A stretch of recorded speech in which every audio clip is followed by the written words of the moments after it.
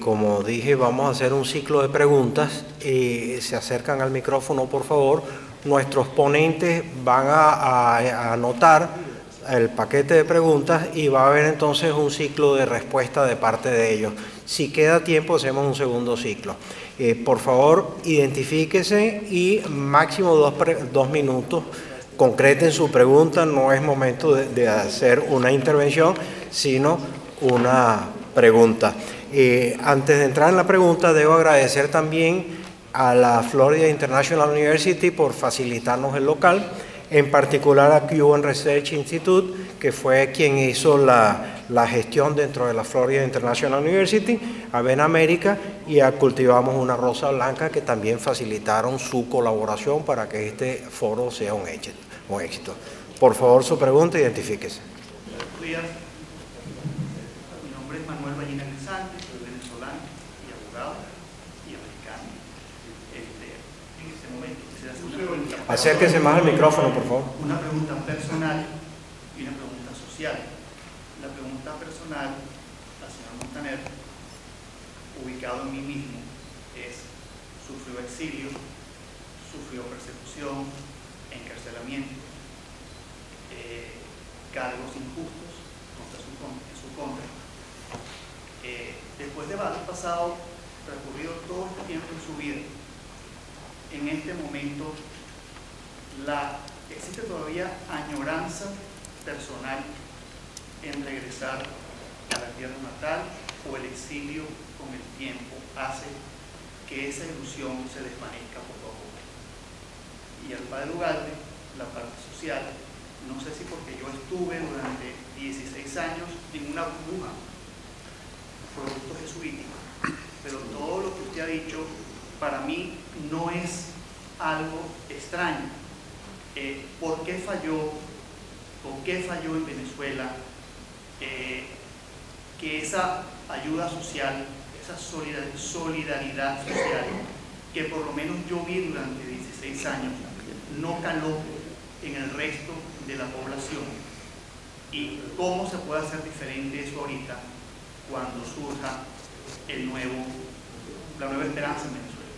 Gracias por su pregunta. Siguiente. Sí, contestamos.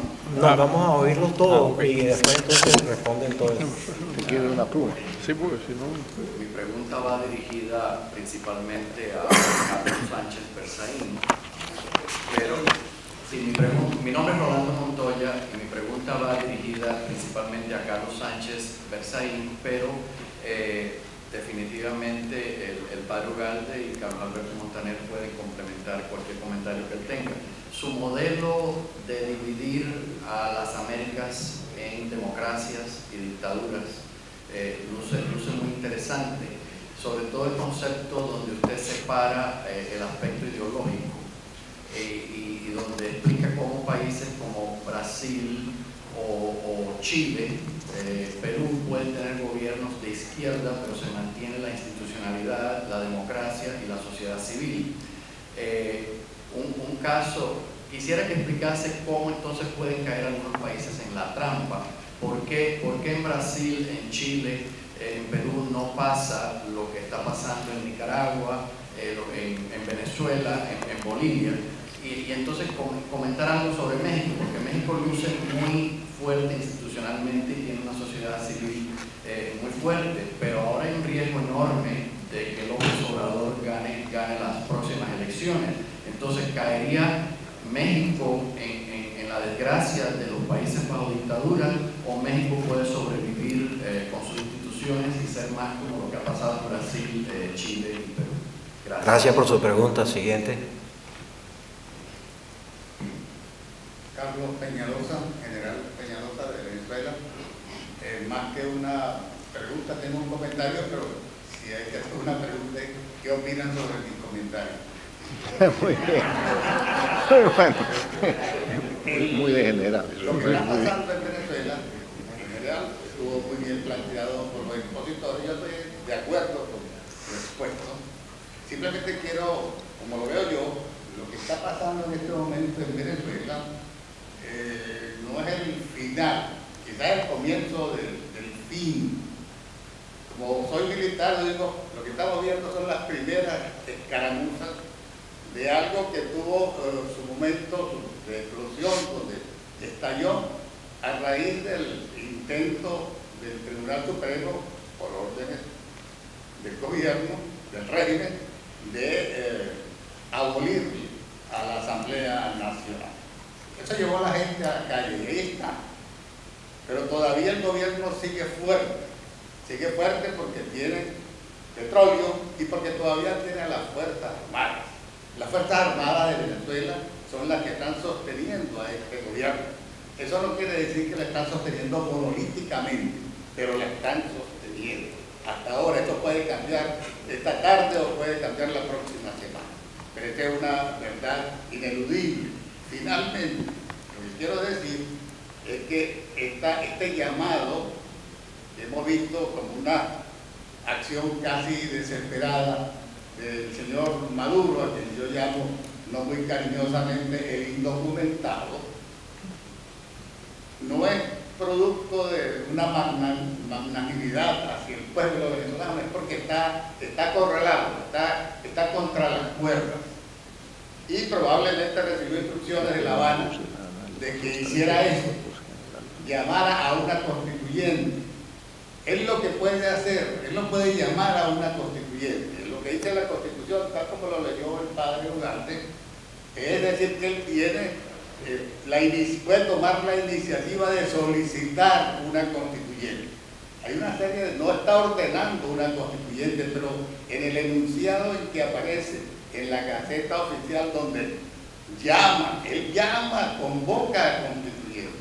Él tiene que pedir, primero pasar por el CNE que le autorice. No, el CNE no autoriza, el CNE lo que hace es decirle primero si es constitucional o no, y si en caso que fuera, ir a un referendo. Una vez terminado el análisis y la redacción de la constituyente, tenemos que ir a otro referendo al final para ver si la gente está de acuerdo o no. Eso es todo. Gracias. Esto es para el padre Igual. Identifíquese. Bueno, mi nombre es Ana Díaz, esto va con el padre Igual. En Venezuela es un régimen genocida que está matando a la población, no solamente con violencia, sino con hambre y falta de medicina. Un régimen narcotraficante, como hemos visto que tenemos a los sobrinos de la primera dama enjuiciados aquí, y llegando toneladas de droga proveniente de Venezuela a todo el país.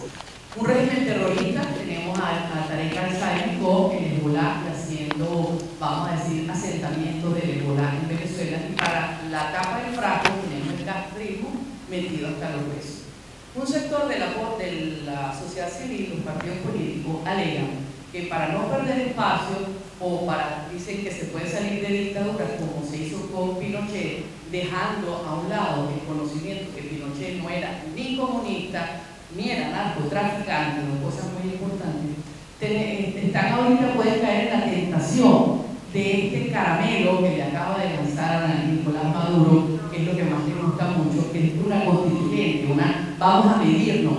¿Cree el padre Ugarte que esta constituyente, en estas condiciones, con un régimen genocida, castrocomunista, terrorista y narcotraficante, puede ser la solución al problema? Gracias. Siguiente. Bueno, mi nombre es Pedro Camacho. Acérquese al micrófono, por favor. Mi nombre es Pedro Camacho, estudio Miami-Dade College, estudié historia en Cuba hasta que me votaron, como diversionismo, como decían ellos, y doctrina social de la Iglesia viviendo en Cuba por el Indosop.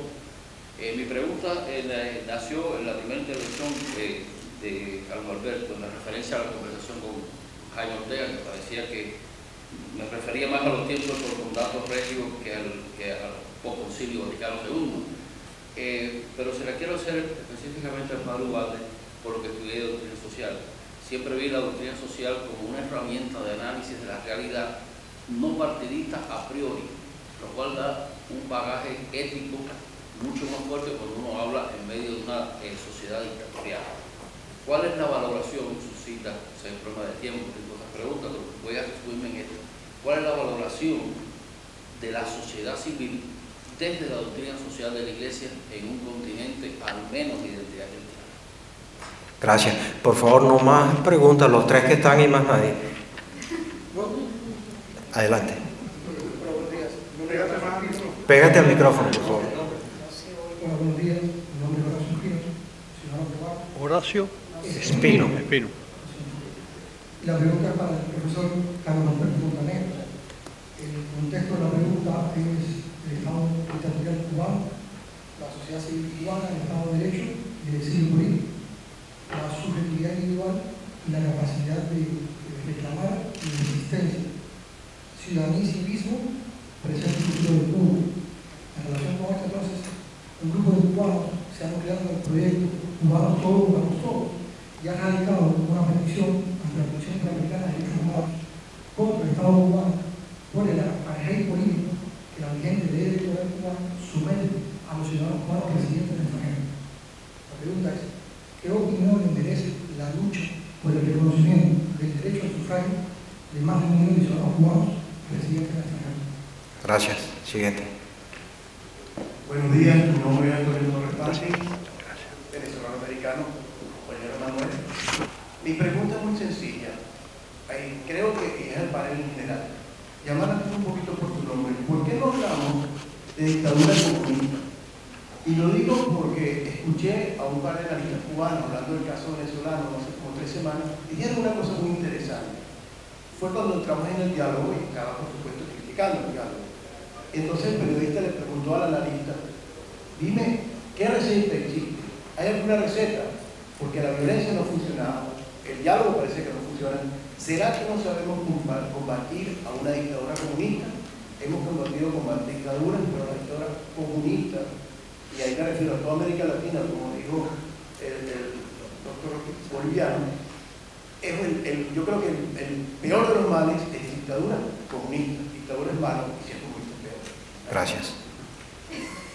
Bueno, mi nombre es Eduardo Betancourt. Padre, yo no voy a apelar el coche que usted nos ofreció. Yo quisiera que nos diera su interpretación de cuál es la posición del Papa Francisco ahorita y por qué hay unos símbolos que parecen contradictorios entre la Iglesia venezolana y el Vaticano. Gracias. Vamos a escuchar entonces a nuestros ponentes aproximadamente 5 minutos cada uno para que el tiempo no nos arrolle. Ustedes se ponen de acuerdo en quién habla primero. Bueno,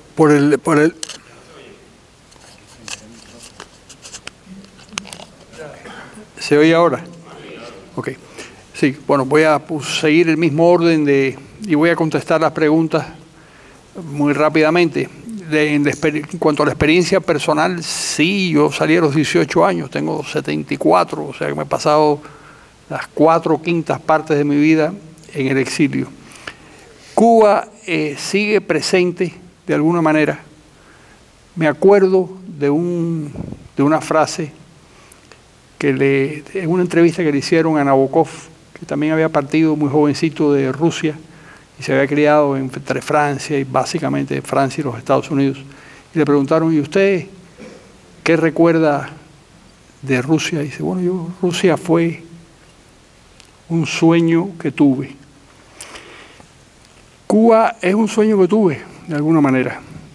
Y mi intención es ayudar, regresar, si puedo alguna vez, a echarle una mano ahí a lo que sea posible en la reconstrucción del país, pero me temo que eso no va a ocurrir. Me temo que moriré sin regresar a Cuba, pero ese ha sido el destino de muchos exiliados cubanos. En el siglo XIX pasó con muchísimo. Los exiliados de la década de 1850 murieron casi todos sin regresar al país.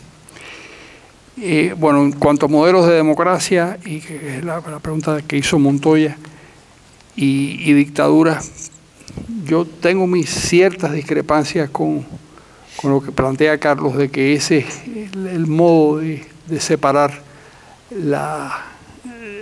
a los países. Sin embargo, yo he visto en las reuniones de la Internacional Liberal, he visto una especie de fraternidad entre norteamericanos, canadienses, europeos y latinoamericanos, basados en una especie identidad ideológica.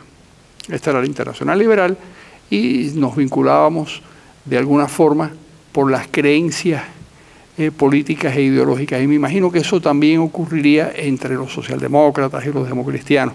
Así que de alguna forma Carlos tiene razón en eso. Ahora, en cuanto a lo de democracias y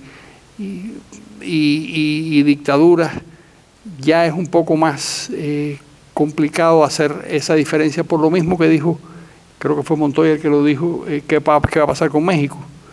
México pasa, que si gobierna AMLO o Malo, como le dicen los mexicanos, pasa al otro campo y es posible que eso sea realmente difícil de precisar. En cuanto al comentario del general Peñalosa, que es un viejo amigo y distinguido amigo al que le leo muchas cosas y muchas frases, bueno, él sabrá lo de las Fuerzas Armadas. Yo puedo decirle que las Fuerzas Armadas comunistas son distintas a las Fuerzas Armadas de las democracias. Y la diferencia está en la contrainteligencia. Las Fuerzas Armadas comunistas no se han revelado en ningún país.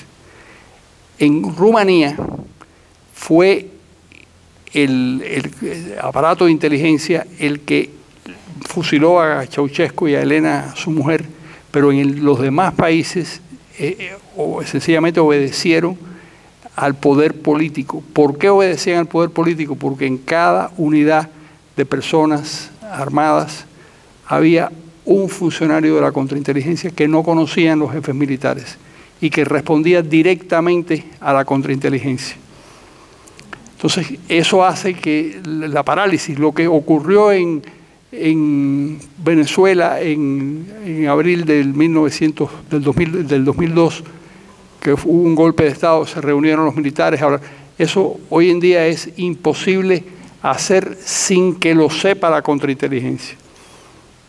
Y esa es la razón por la que no ha habido una rebelión. Dice Capriles, y hay que creerlo, que ha habido más de 70 oficiales presos. ¿Por qué oficiales presos? Bueno, porque han protestado y porque hay gente de la contrainteligencia infiltrados dentro de cada unidad militar que responde a ese aparato de contrainteligencia. Bueno, la pregunta de Ana Díaz, que es una experta en cuestiones electorales muy importante. Yo creo que la constituyente es una trampa, pero eso lo va a responder el señor Ugalde, pero yo creo que es una trampa porque la función de esa constituyente es, primero, ganar tiempo, segundo, dividir a la oposición entre insurreccionalistas y pactistas, tercero, de alguna manera crear las condiciones para el asalto definitivo al Estado, y cuarto, porque no les quedaba más remedio, es decir, porque la Constitución, esa Constitución de 1999, a pesar de que la función de esa Constitución era prolongar el periodo presidencial de Chávez, tenía suficientes elementos de la democracia liberal como para hacer que no podía funcionar de una manera clara un Estado totalitario. Entonces, lo que quieren hacer ahora es sustituir ese texto por un texto que le permita, con esa sencilla leyenda de subordinado a los fines del Estado, a los fines de la revolución, a los fines de la revolución bolivariana. Esa es muchas maneras de decirlo. Y entonces se va a poder constituir la dictadura. Estoy de acuerdo que ya la dictadura está constituida, pero estoy de acuerdo con el padre Ugalde y con Carlos, pero va a ser como ocurre en Cuba, o como ocurría en todo el bloque del Este. ¿Por qué en Cuba no era necesario que 4 militares encapuchados llegaran y detuvieran a una persona, sino sencillamente iban a la casa, lo sacaban, lo juzgaban y lo fusilaban? porque el Estado está concebido para ejercer la autoridad de esa manera, y eso es lo que querría hacer el señor Maduro en Venezuela. En Cuba no hay desaparecidos porque todos aparecen fusilados, y fusilados por el Estado, con unas sentencias hechas.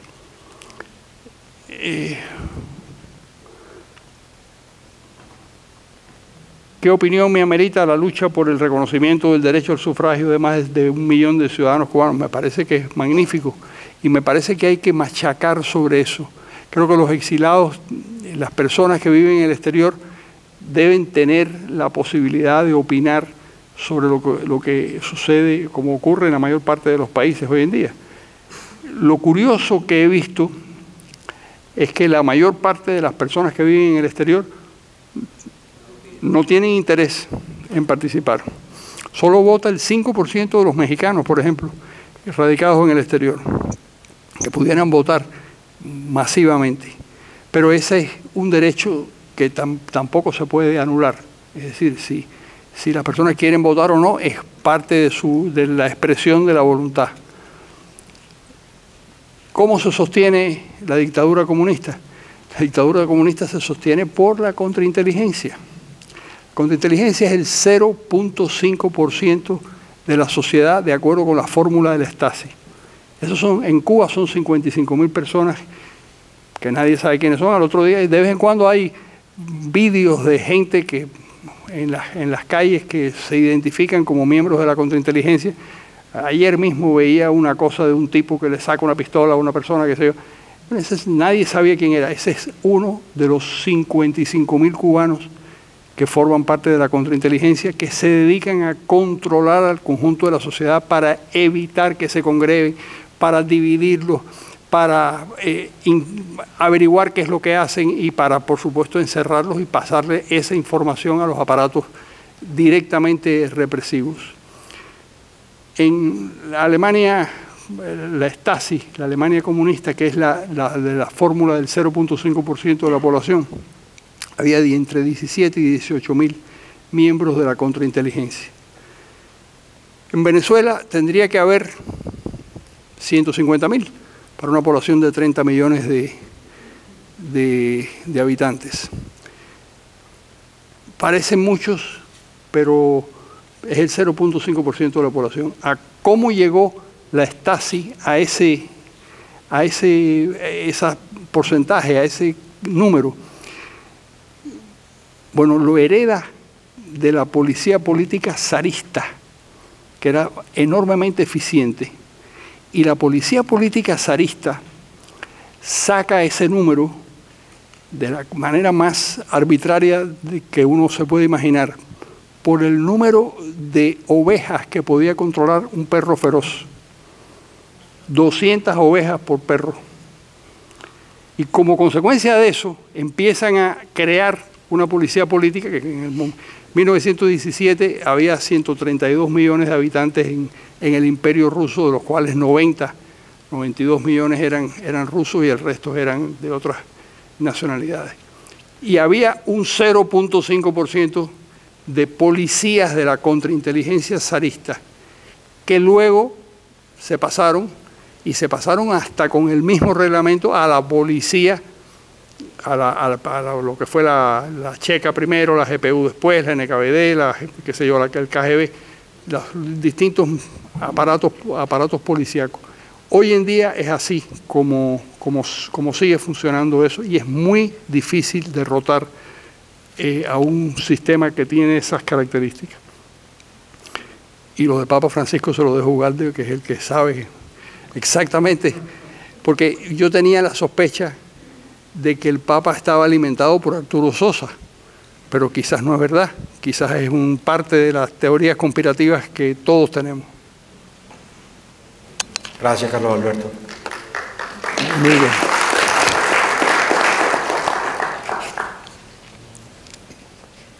Bien, voy a decir un par de cosas en algunos otros puntos, pero no voy a evadir el tema del Papa, que es todos estos días en Nueva York, más bien adelantaba yo la pregunta, pero hoy el tema era, y dije, no voy a desviar la conversación, pero es un tema fundamental y además allá y aquí se ve que la gente le arde eso por dentro.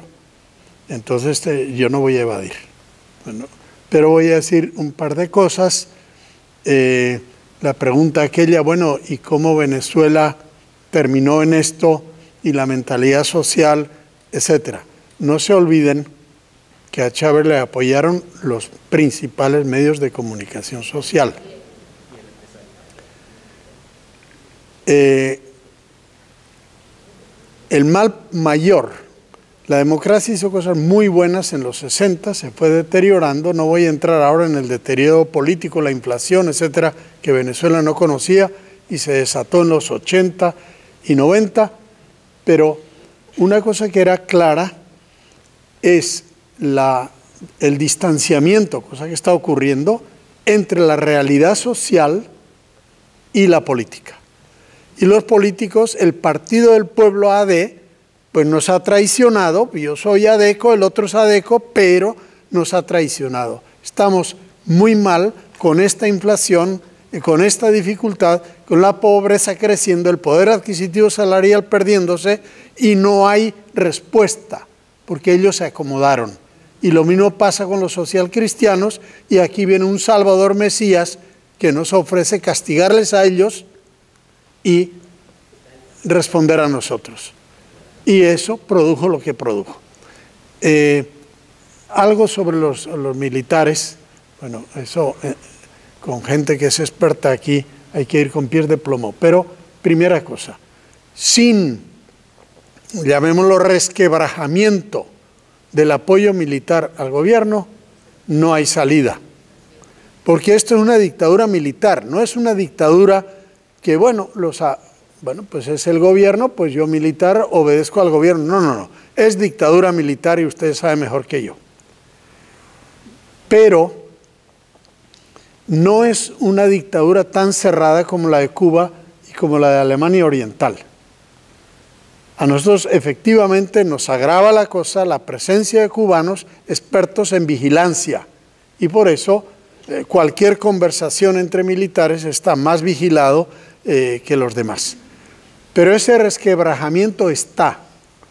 Y si hubiera un termómetro para medir dónde estaba hace 6 meses, dónde estaba hace un mes, dónde está hoy y dónde va a estar mañana, y ustedes ven que el resquebrajamiento inicial es una grieta tremenda.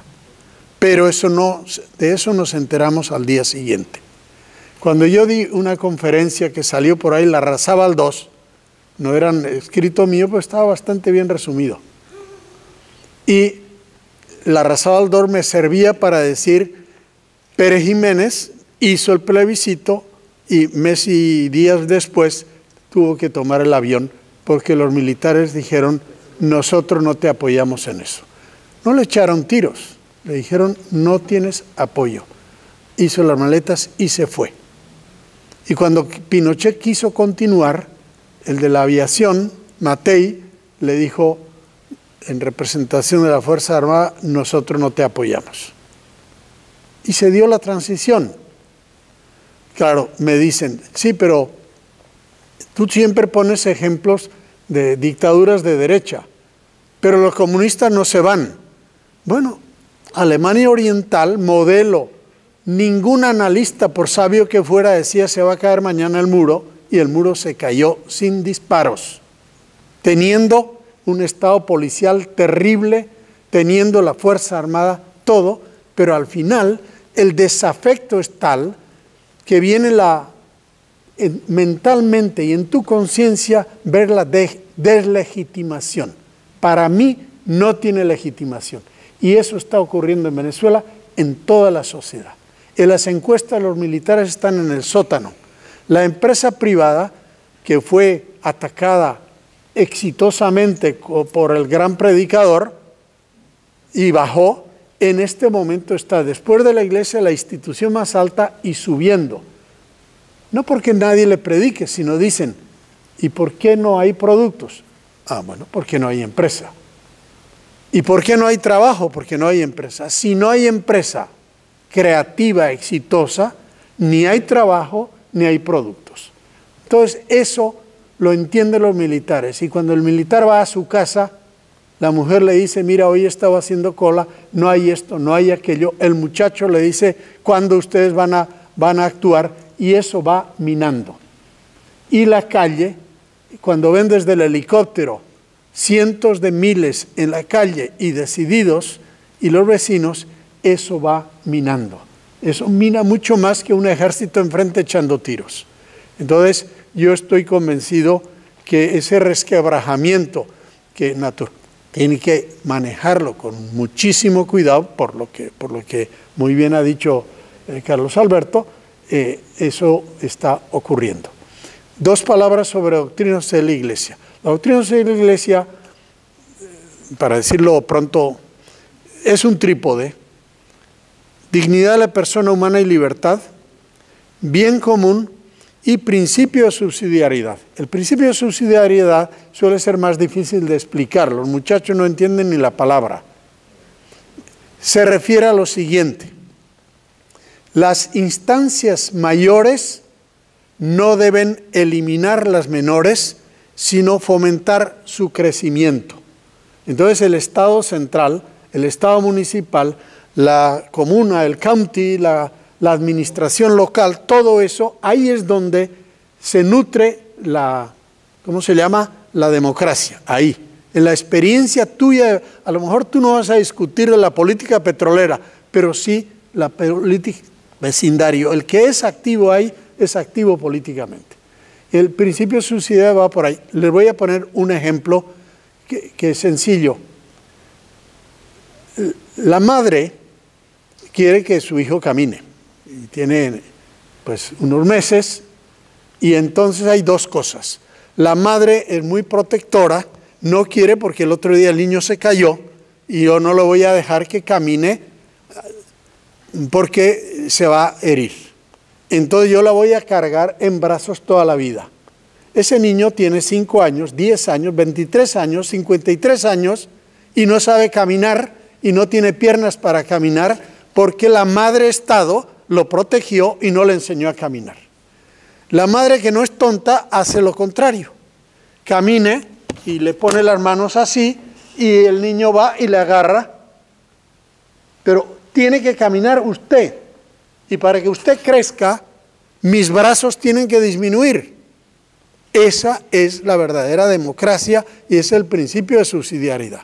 Usted crece y entonces usted es capaz de pedirme cuentas a mí. Pero yo le superprotegí, le quería tanto que usted nunca aprendió a caminar. Ese sería para mí dos palabritas pues. Ahora vamos al Papa. Y vamos a empezar con la última irritación, no con las anteriores porque el cuento sería muy largo. La última es, el Papa va a Egipto, es un encuentro que no ocurre sino una vez en 500 años. Ustedes saben que hay 2 papas en Egipto, no siquiera un papa, no obispos, papa de la Iglesia Ortodoxa, pero hay 2 iglesias ortodoxas con 2 papas. Y el Papa va a encontrarse con ellos. Va al encuentro con los musulmanes, que es bien complicado, en su universidad. Digamos, en ese último mes, el Papa ha estado en esos problemas, llega al avión, y esos son los riesgos. Bueno, muy bien, yo me someto a lo que quieran preguntar. Y le preguntarían de todo, viene cansado, y le dice, bueno, y eso el diálogo en Venezuela y el papel del Vaticano.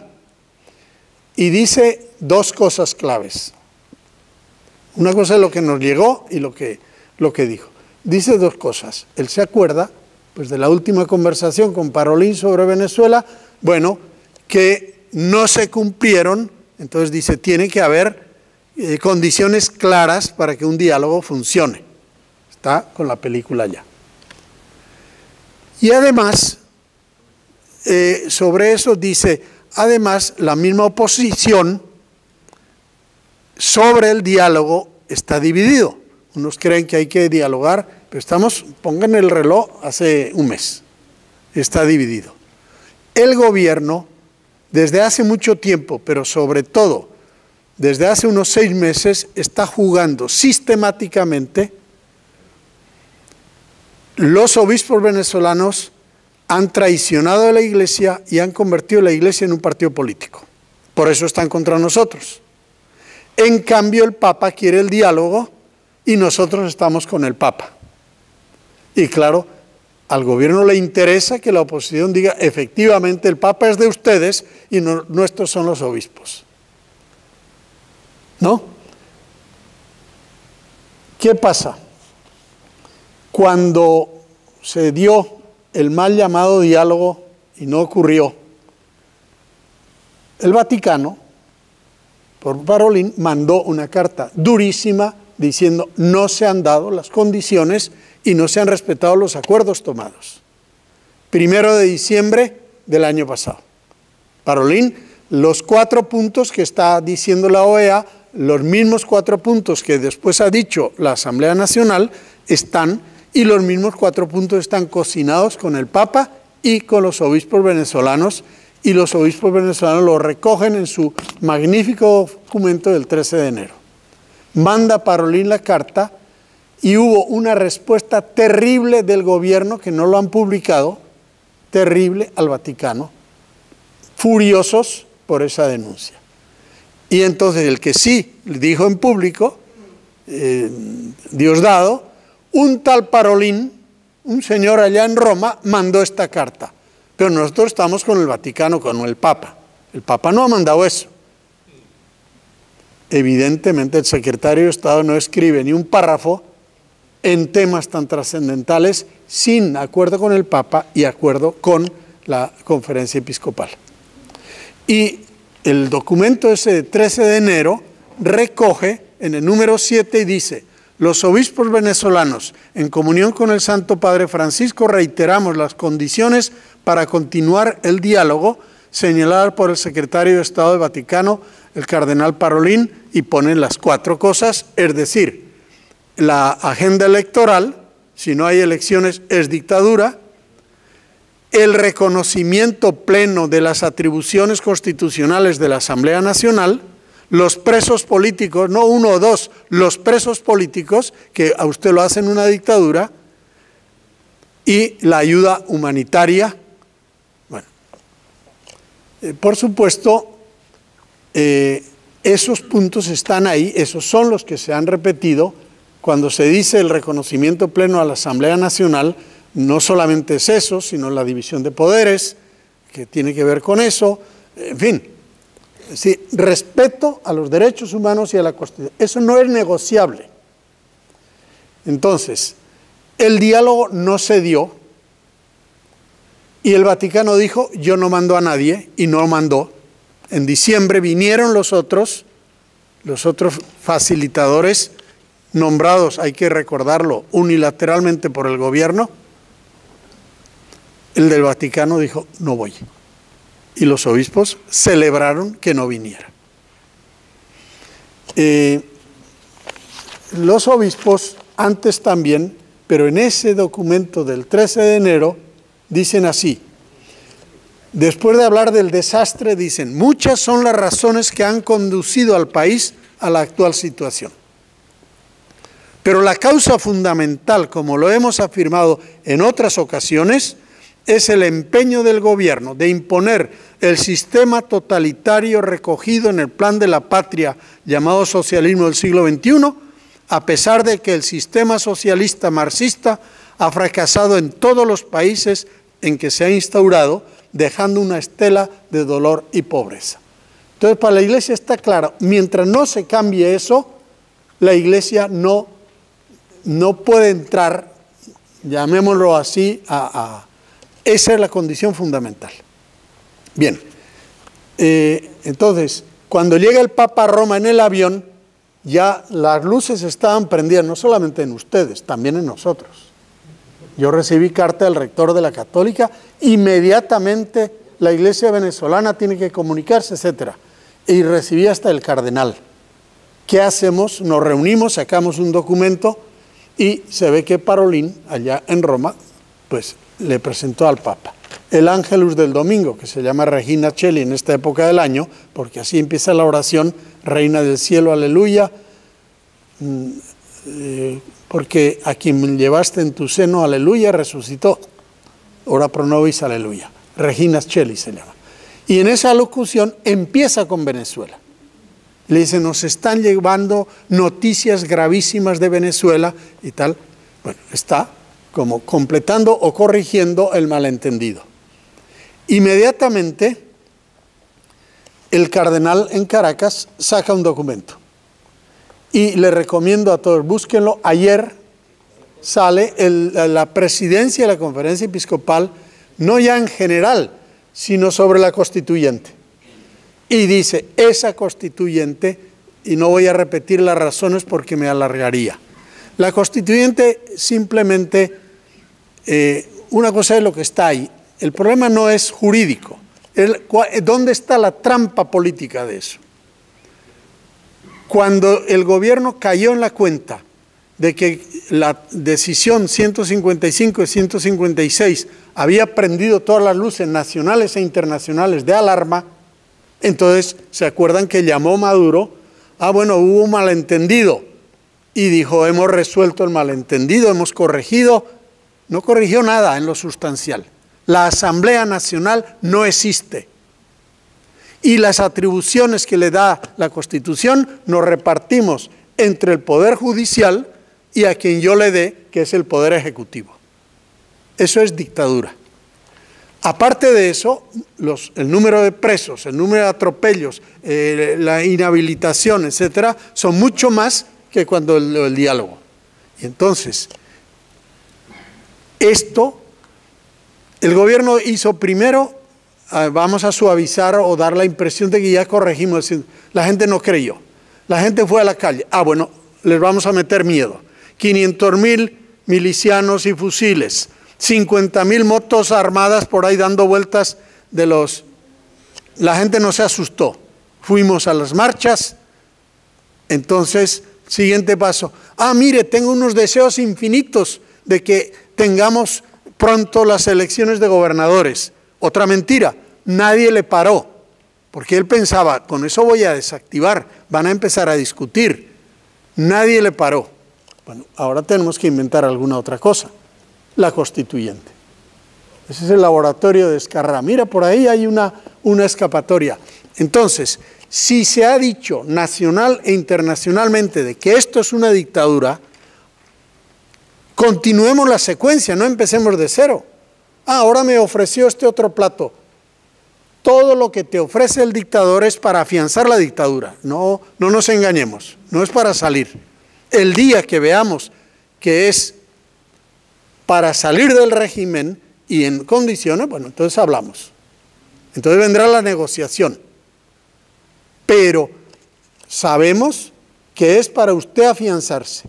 Por tanto, la constituyente es una trampa más y una trampa mortal.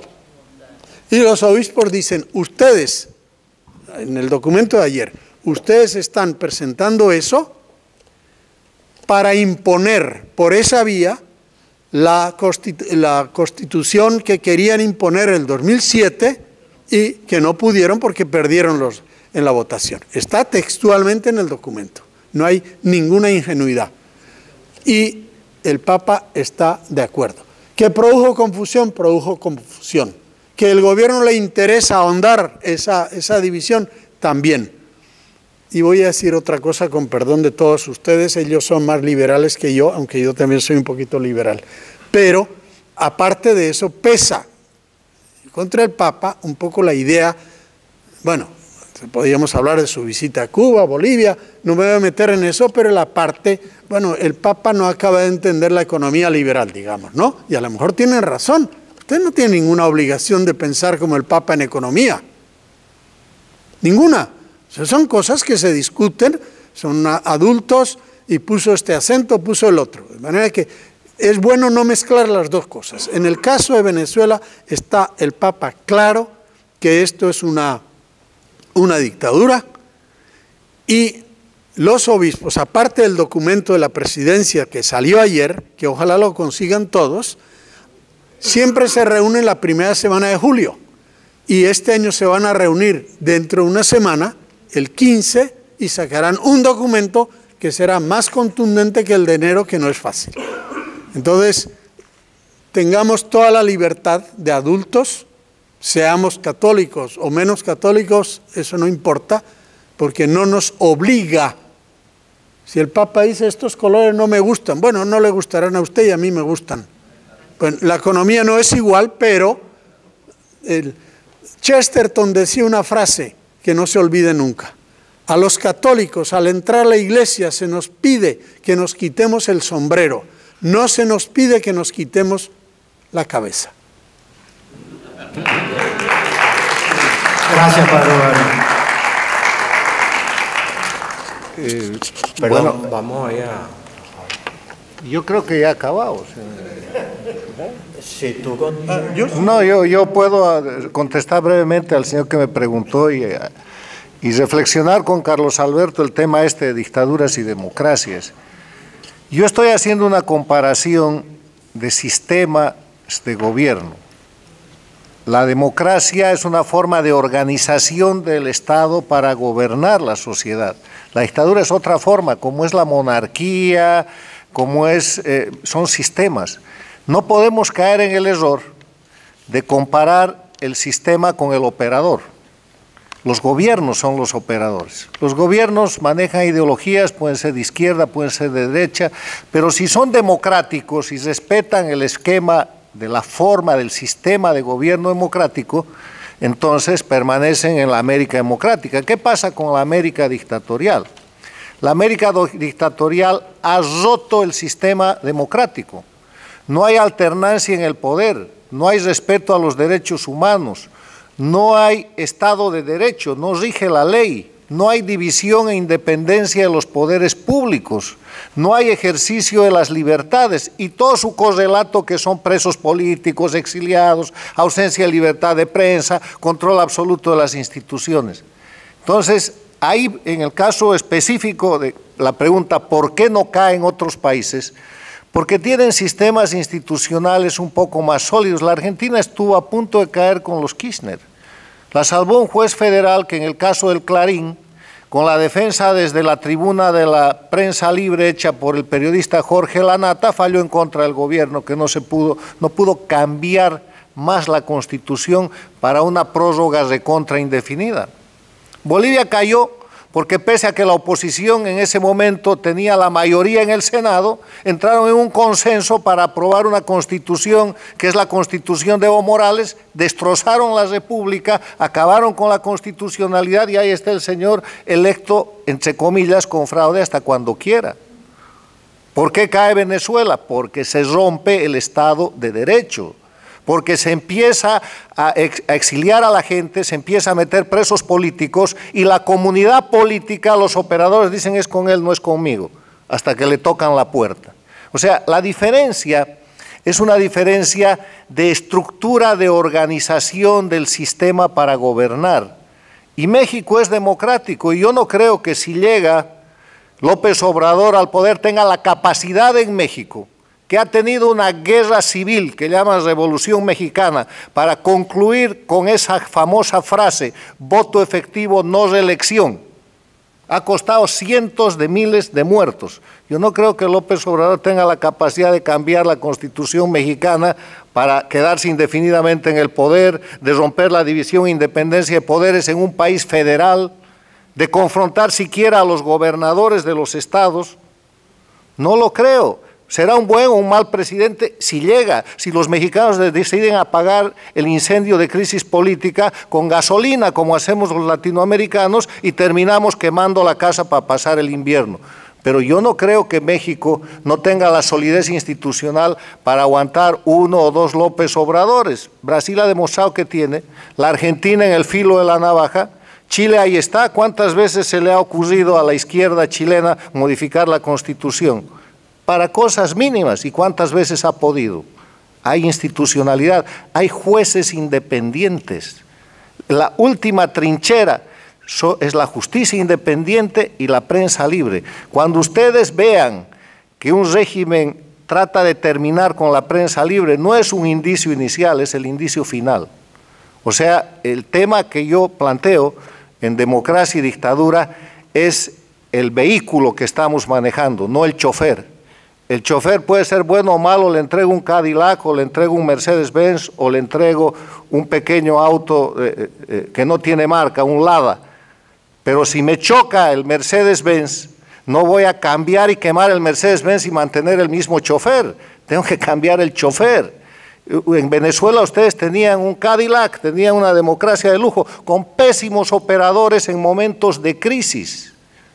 Y decidieron quemar la casa, porque el chofer, cambiar el auto porque el chofer era malo, porque además el cuento de Chávez era interesante. En vez de proponer buen gobierno, él propuso otra estructura, que es la estructura dictatorial de la cual hoy día el pueblo venezolano está luchando por salir. Gracias, Carlos.